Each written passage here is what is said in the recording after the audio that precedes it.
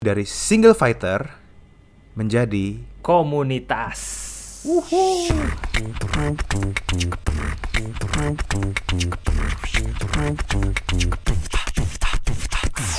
Halo guys, balik lagi dengan gue Rago Lewi Dan gue Denny Gamadi. dan kita ada di podcast Let's Talk About Church. Oh yes, because church is you.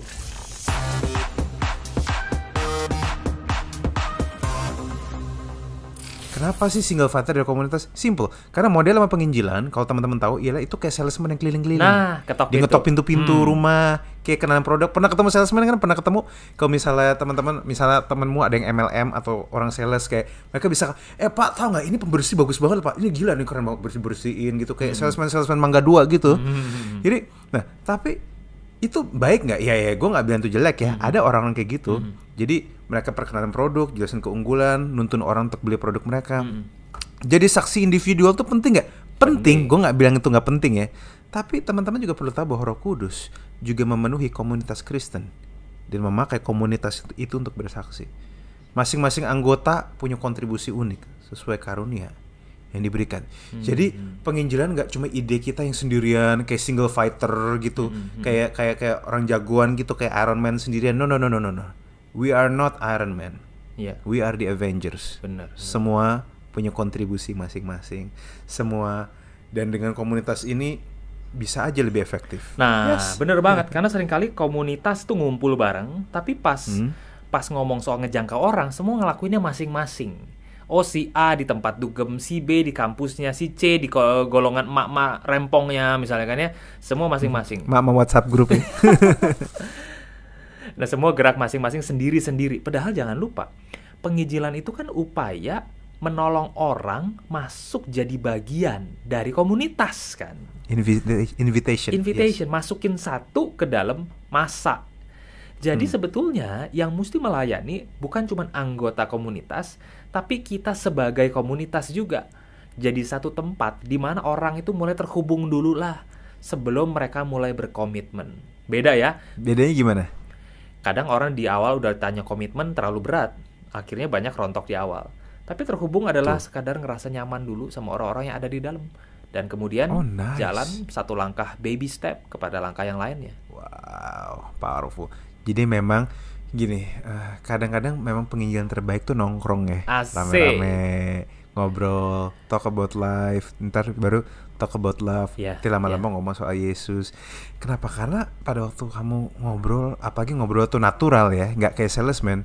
Apalagi kalau di zaman sekarang, orang tuh lebih bisa respect, orang lebih bisa terima bahwa lu ngobrol sama gue karena memang nggak cuma karena nyampein pendapat doang, nggak cuma pengen kayak jualan doang, tapi karena memang lu memang ya nongkrong dulu. Soalnya gini, ini believe it or not ya. Ini surveinya, beberapa survei yang gue baca dan ini setuju gue, bahwa kebanyakan orang Kristen masa kini menemukan iman karena komunitas. Nah, jadi penginjilan masa kini itu sebenarnya gini, zaman dulu kan penginjilan kan bicara tentang bagaimana ngajak orang jadi Kristen, tapi penginjilan masa kini itu tentang bagaimana nolong orang untuk jadi bagian dari satu komunitas sehingga mereka bisa percaya. Jadi dari tongkrongannya dulu nih. Dan alasan paling penting ialah karena memang gini, simpel aja, ada perubahan sama budaya masyarakat sekarang. Jadi ada perubahan, jadi kita didominasinya ya budaya postmodern itu. Mereka skeptis, mereka nggak peduli, mereka toleran, mereka nggak mau megang satu nilai universal, sehingga kekuatan yang ada itu kekuatan komunitas. Jadi kayak misalnya satu orang kayak dia nggak percaya apapun gitu. Kalau misalnya dikelilingin sama ngobrol sama 3-4 orang yang percaya hal yang sama, sangat mungkin dia mulai mikir bahwa oh ya bisa juga ya gitu-gitu ya. Jadi memang tongkrongan itu sesuatu yang penting. Nah caranya, gitu. I see. Caranya yang pertama gini loh. Gue pernah punya anggota komsel yang kemudian pacaran sama seorang cowok. Nah ternyata si cowok ini bukan berasal dari keluarga orang percaya. Terus di komsel itu kita ngobrol, dia cerita, iya dulu gue nggak percaya Tuhan, gue nggak peduli, gue gila kerja, gitu kan, dan dia orang yang kerjanya luar biasa. Nah udah gitu, gimana ceritanya lu bisa jadi seorang Kristen? Dia cerita, gue diajakin sama temen gue, lu mau kumpul nggak? Kita makan bareng. Nah ini cowok itu emang gila kuliner. dia paling doyan makan. Nah, pas makan ternyata ayo kumpul di rumah di alamat ini. Itu rumah si pendeta. Ah, dia kagak tahu. Pendetanya pakai jeans robek-robek, pakai kaos oblong, rambutnya gondrong gitu kan. Udah datang dan si pendeta ini pinter masak mie. Jadi tiap kali datang, ayo makan. Dia seneng banget kan, emang dia doyan makan kan. Tapi abis piring ditaruh, Alkitab dibuka. Dan dia nggak bisa pergi, dia bilang. Tapi diajak lagi berikutnya, ayo kumpul lagi makan. Pas ada dengar kata makan, itu Achilles heel-nya dia gitu loh. Dia pasti bakal datang lagi. Dan dia tahu, habis piring ditaruh, mangkok dicuci, Alkitab dibuka. Dan disitulah dia dengar firman pertama kalinya, gara-gara makan. Nah, jadi kita bisa bikin acara kegiatan yang jadi titik masuk, jadi pintu tamu. Jangan belum apa-apa, bro mau ikut gak? Apa? Kita pendalaman Alkitab yuk. Iya, yang mau ikut adalah orang-orang yang demen Alkitab. Tapi kalau kita bicara soal penjangkauan, ya kita mesti bikin acara yang disukai oleh orang-orang yang di luar sana. Olahraga kek, jalan bareng, nonton kek, apalagi. Betul, makanya sangat penting untuk kita punya hobi. Nah, hobinya apa? Nonton bioskop, main sepeda, olahraga, suka jalan. Kenapa? Itu bantu kamu connect sama orang di luar. Nah, dan bahasa kita juga jadi lebih luwes ya, masuk lebih ke mereka. luwes. Karena banyak orang Kristen gini deh nih. Sukanya Alkitab, sukanya ibadah, tetapi nggak punya hobi, nggak punya film kesukaan, nonton film takut dosa, kan susah juga kalau ngobrol kayak orang kayak gitu gimana? Bener. Cuma tanya Alkitab, tapi nggak punya, kasar gini, nggak punya kehidupan lain di luar, sehingga orang mau connect sama mereka tuh susah gitu. Ada yang kayak gitu loh, makanya bagi gue sangat penting. Firman gini, gue nggak bilang baca firman Tuhan tuh nggak penting, justru penting banget. Tapi nggak ada salahnya juga untuk kamu menikmati hidup yang Tuhan beri sama kamu. Kadang kamu bisa main sepeda. Kalau kamu suka naik sepeda. Ada, kalau suka nonton anime, nggak apa-apa nonton anime aja maksudnya. Ada loh orang-orang kayak Kristen tapi wibu. Ada nggak? Ada. Gue termasuk diantaranya kok. Sampai detik ini gue udah menonton Naruto, gue udah menonton apa, dan banyak teman gue juga Kristen tapi agak semi wibu gitu juga, dan di situ nyambung dari anime tiba-tiba ngobrol ke Kristus juga, ke Tuhan juga, ada bisa banget kayak gitu. Jadi nggak ada salahnya kamu untuk build life di luar, untuk bisa simply selain karena kamu senang juga bisa bantu kamu punya bahasa yang lebih luas. Gue setuju, karena selain dipanggil keluar, eklesia, ekalio, dipanggil keluar jadi anak Tuhan, kita juga dipanggil buat masuk lagi. Emang ke dalam dunia kan, buat bawa betul, orang-orang. kita dipanggil balik lagi ke dunia. So, betul. church is like that, dynamic ya. Dia ada di dalam dunia, dia membawa keluar dunia. Dua-duanya terjadi. Nah, benar. Yang kedua, kita dapat mengundang orang di luar gereja untuk terlibat dalam kegiatan melayani orang miskin misalnya. Ini nih ya, ini nih pengaruh banget. Wah, pengaruhnya luar biasa. Banyak loh orang-orang luar sana tuh yang peduli sama orang miskin, walaupun mereka nggak percaya Yesus Kristus Tuhan dan Juru Selamat. Banyak. Bisa nggak kalau misalnya tiba-tiba mereka tuh kita ngajak dia, ayo nih donasi nih buat orang miskin, apalagi buat yang sekarang PSBB sembako gitu ya. Itu mereka semangat banget. Bener. Banyak kok orang-orang justru gini, percaya atau nggak? Bahkan gue lihat beberapa fenomena orang Kristen ya, mungkin juga karena masalah gereja juga ya.